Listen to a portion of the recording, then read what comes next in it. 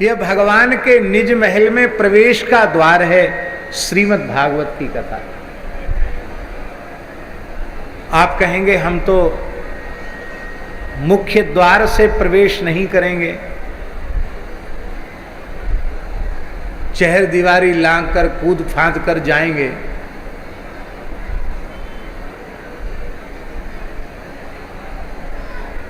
तो आप क्या महल में प्रवेश कर पाएंगे? अरे बहुत दूर कहीं मत जाओ, कूद फांद करके प्रवेश करने वाले को अपराधी माना जाएगा, चोर माना जाएगा, और उसे मिलेगा कुछ नहीं, उसको दंड का पात्र वह होगा।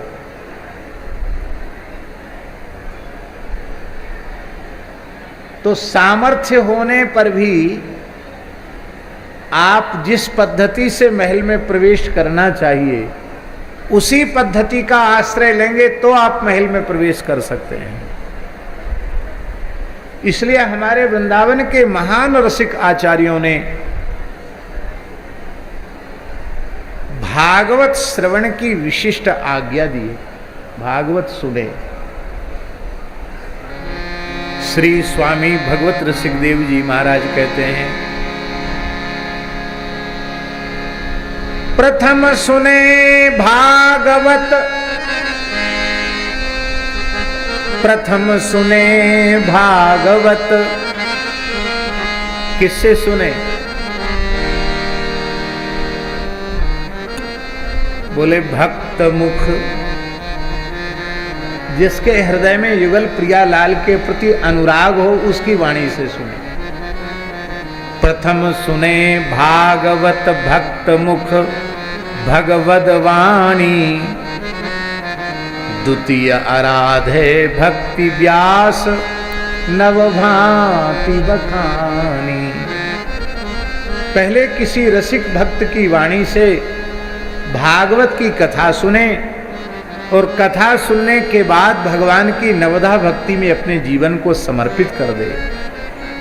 श्रवणम कीर्तनम विष्णु स्मरणम पाद सेवनम अर्चनम वंदनम दास्यम सख्यम आत्मनिवेदनम इति पुंसार्पिता विष्णु भक्तिश्चिन्नवलक्षणा क्रियते भगवत्यद्धा तद्मन्ये धीतमुत्तमम। प्रहलाद जी के वचन के अनुसार ये नवदा भक्ति है। इस नवदा भक्ति का आचरण करें। नवधा भक्ति से क्या होगा? और एक गुरु वर्ण करने की पात्रता तुम्हें प्राप्त हो जाएगी।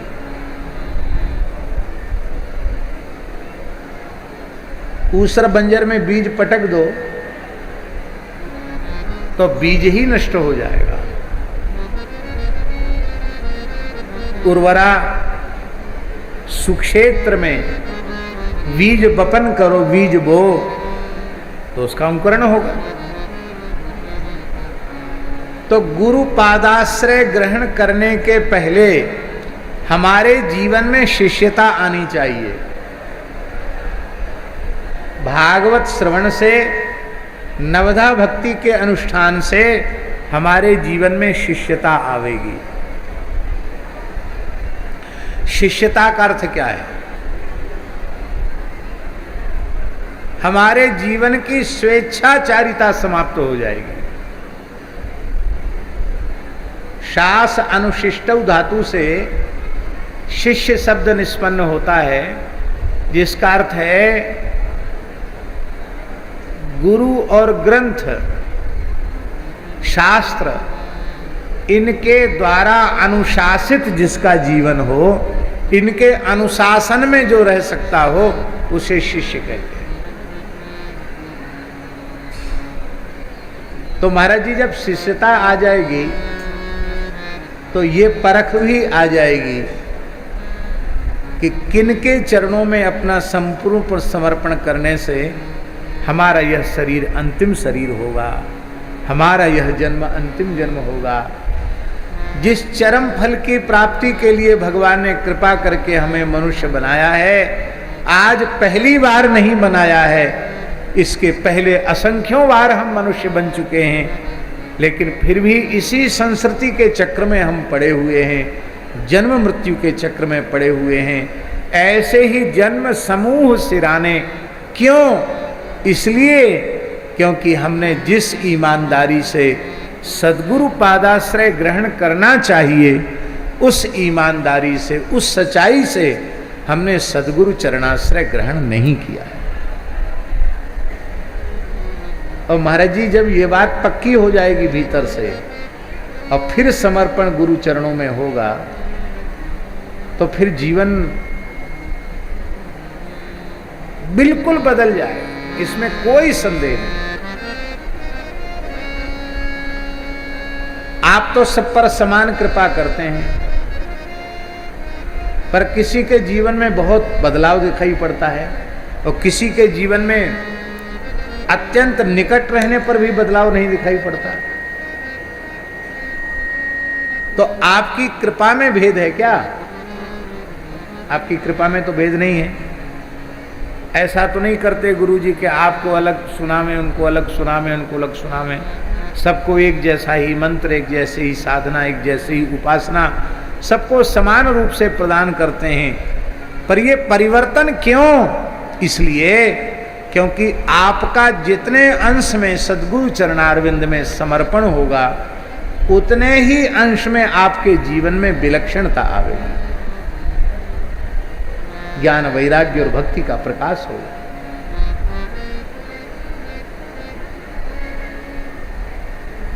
हमने ऐसे लोग देखे हैं जो एक अक्षर पढ़े लिखे नहीं, शुद्ध गांव के देहात के रहने वाले लोग, और उनके जीवन में इतना परिवर्तन कि सब कुछ मिल गया उनको।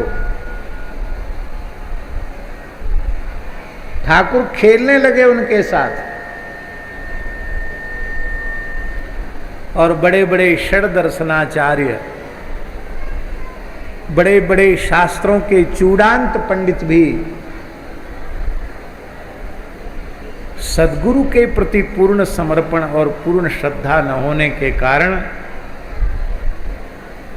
वे जहां खड़े थे वहीं के वहीं हैं। कई बार तो वहां से भी नीचे चले जाते हैं।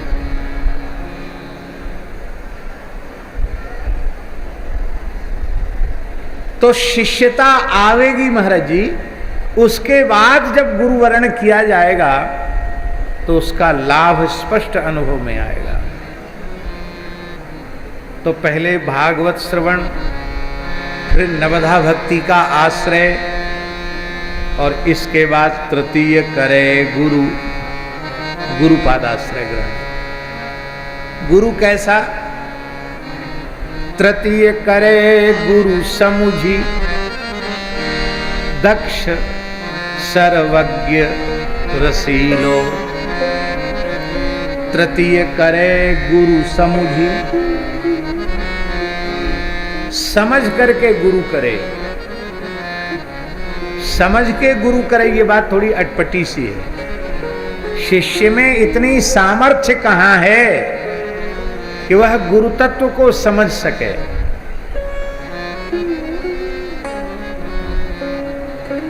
और इतनी सामर्थ्य जिस दिन आ जाएगी, उस दिन वह गुरु ही हो जाएगा। जैसे ब्रह्मविद ब्रह्मैव भवति, ठीक इसी प्रकार, इसी न्याय से गुरु तत्व को जानने वाला स्वयं गुरु ही हो जाएगा।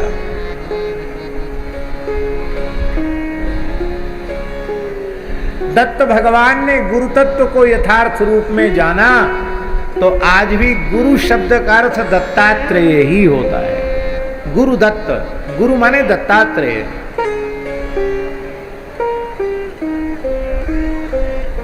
तब समझी क्या? अपने को समझी। तृतीय करे गुरु समुझी। क्या समझकर महाराज जी?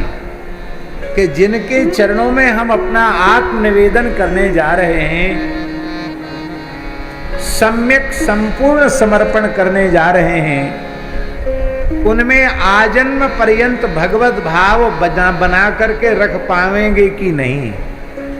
उनकी प्रत्येक आज्ञा का अत्यंत श्रद्धा पूर्वक पालन कर पाएंगे कि नहीं? ऐसा अपने भीतर तोल कर समझ करके तब गुरु पादाश्रय ग्रहण करें। तो समुझिए जो विशेषण है वो गुरु जी की ओर नहीं है, वो शिष्य की ओर है। तृतीय करे गुरु समुझी। और गुरु कैसा होना चाहिए? गुरु के 3 विशेषण भगवत ऋषिदेव जी ने कहे। तृतीय करे गुरु समुझी, दक्ष सर्वज्ञ रसीलो, श्री वृंदावन बिहारी लाल की जय, श्री रावतपुरा सरकार की जय। गुरु को दक्ष होना चाहिए। दक्ष माने क्रिया दक्षो दक्ष नहीं, पुत्रस्योत्पादने दक्षा दक्षा मोक्ष साधने नहीं। दक्षा का अर्थ है जीव का परम कल्याण कैसे हो, उसके लिए उसे क्या करना चाहिए, इस मर्म को ठीक से समझने वाला हो।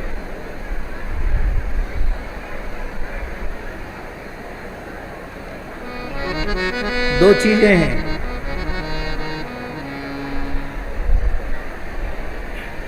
तस्मात् गुरुम प्रपद्येत जिज्ञासु श्रेय उत्तमम, शाब्दे परे च निष्णातम ब्रह्मण्युपसमाश्रयम्, तद विज्ञानार्थम स गुरुमेवाभिगच्छेत, शमित पाणिः श्रोत्रियम ब्रह्मनिष्ठम। इत्यादि जो वचन कहे गए हैं उनका प्रयोजन ये है, यदि वह शास्त्रज्ञ नहीं होगा तो शिष्य के संदेह की निवृत्ति करने में समर्थ नहीं होगा, और केवल शाब्दिक ज्ञान होगा, अनुभव शून्य होगा, तो कोरे शाब्दिक ज्ञान से न अपने अविद्या का नाश कर सकता है, न शिष्य की अविद्या का क्षय कर सकता है। अनुभवात्मक ज्ञान होगा तभी वह भगवत प्राप्ति के पथ पर उसे अग्रसर कर पावेगा। तो दोनों ही होना चाहिए, दोनों ही होना चाहिए।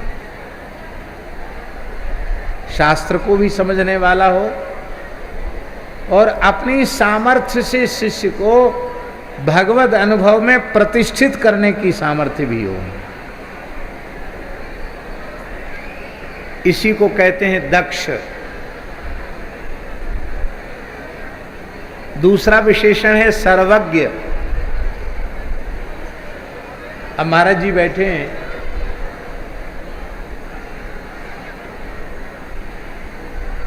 देवी देवताओं में भी महाराज जी सर्वज्ञता है। अरे देवी देवता की बात जाने दो तो बहुत ऊंचे होते हैं, मनुष्य से ज्यादा ज्ञान तो भूत प्रेतों में होता है। वो भी तमाम भूत भविष्य की बातें भूत सिद्ध करने वाले लोग बता देते हैं। भूत प्रेत की सिद्धि जिनको है वो भी कुछ विलक्षण बातें बता देते हैं जिनको लोग चमत्कार कहते हैं। पर मनुष्य की सर्वज्ञता, ऋषि मुनियों की सर्वज्ञता और देवी देवताओं की सर्वज्ञता, इसमें और भगवान की सर्वज्ञता में बहुत बड़ा अंतर है। इसलिए वस्तुतः सच्ची बात यह है कि कोई भी मनुष्य, देवी देवता, ऋषि मुनि यथार्थ में सर्वज्ञता प्राप्त नहीं कर सकता। उसकी सर्वज्ञता जो है वो सीमित है, पर भगवान की असीमित सर्वज्ञता है। इसलिए भगवान वेद कहते हैं यह सर्वज्ञ सर्ववित्। भगवान सर्वज्ञ सर्ववित् हैं क्योंकि सर्वगत सर्वरूप सर्वमय हैं। वस्त्र में धागे के अतिरिक्त और क्या है? इस पूरे ब्रह्मांड में ब्रह्मातिरिक्त कोई दूसरी वस्तु नहीं है, पदार्थ नहीं है। इसलिए भगवान की अनंतानंत जीवों के भूत भविष्यत वर्तमान काल की संचित क्रियमाण प्रारब्ध की अनंत अनंत कर्म राशि को एक कालावच्छेदेन भगवान जानते हैं। ऐसी भगवान की अचिंत्य सर्वज्ञता है। इसलिए सर्वज्ञ रसीलो का अर्थ है यस्मिन विज्ञाते सर्वमिदं विज्ञातम भवति। उपनिषद में लिखा है उस ब्रह्म तत्व का विज्ञान होने पर सबका विज्ञान हो जाता है। उस एक का ज्ञान होने पर सबका ज्ञान हो जाता है। वह एक कौन है? वह एक है ठाकुर श्री युगल किशोर जी। वो एक हैं श्री वृंदावन बिहारी लाल। वो एक हैं श्री रमण बिहारी लाल। वो एक हैं श्री रामराजा सरकार। उन एक का बोध होने पर सबका बोध हो जाता है। तो सर्वज्ञ शब्द का अर्थ शास्त्री जी सर्वज्ञ नहीं है। सर्वज्ञ का अर्थ है भगवत तत्व को की अपरोक्षानुभूति से युक्त। सर्वज्ञ माने भगवद अनुभूति से युक्त, भगवान का अनुभव जिसे हो चुका हो। परोक्ष अनुभव शास्त्र के द्वारा होता है, अपरोक्षानुभव हो चुका हो, प्रत्यक्षानुभव जिसको हो चुका हो। ये दूसरा लक्षण है गुरु का। और तीसरा लक्षण है रसीलो। दक्ष भी है, सर्वज्ञ भी है, पर प्रेमी अनुरागी नहीं है। दया करुणा क्षमा आदि दिव्य गुण उसमें नहीं है, तो उसका वह ज्ञान हमारे किस काम का। इसलिए तीसरा विशेषण है रसीलो। रसयुक्त होना चाहिए, सूखा नहीं होना चाहिए, शुष्क ज्ञान विज्ञान वाला न हो, सरस हृदय वाला हो। तृतीय करे गुरु समुझि दक्ष सर्वज्ञ रसीलो। और ऐसे गुरुदेव मिल जाएं तो फिर दो तरफ न रहे कि कुछ इधर भी रहा और कुछ उधर भी रहा, ऐसा नहीं। फिर तो तृतीय करे गुरु समुझि दक्ष सर्वज्ञ रसीलो। चौथे होय विरक्त, शरीर संसार से विरक्त हो जाए और बसे बनराज जसीलो। श्री वृंदावन में आश्रय ले। वृंदावन में क्या करें? आजकल वृंदावन में जमीनें बहुत महंगी हैं। दिल्ली बंबई कलकत्ता से ज़्यादा रेट है वृंदावन में। तो पैसा वाले लोग दूर दूर बड़ी बड़ी ज़मीनें खरीद लेते हैं और फिर वहाँ रहते भी हैं। ऐसा नहीं रहते हों, पर वहाँ रह के उनको व्यापार उनके स्वभाव में है। तो वहीं प्लॉट बना के बेचने लग जाएंगे, कॉलोनी बना के बेचने लग जाएं। तो इस काम के लिए तो तुम्हारा अपना गांव घर ही बहुत है। इस काम के लिए वृंदावन में मत जाओ। पांचे हो ये विरक्त बसे बनराज जसीलो। वृंदावन में निवास करके क्या करे? भजन करे। कैसा भजन करे महाराज जी? पांचे भूले देह सुधी, ऐसा भजन करे मन लगा करके कि देह की विस्मृति हो जाए। जब ऐसा हो जाएगा तब छठे भावना रास की। अभी रास में प्रवेश नहीं है, अभी केवल रास की भावना है। इसके आगे का मार्ग सातें पावे रीति रस श्री स्वामी हरिदास। माई मेरे श्याम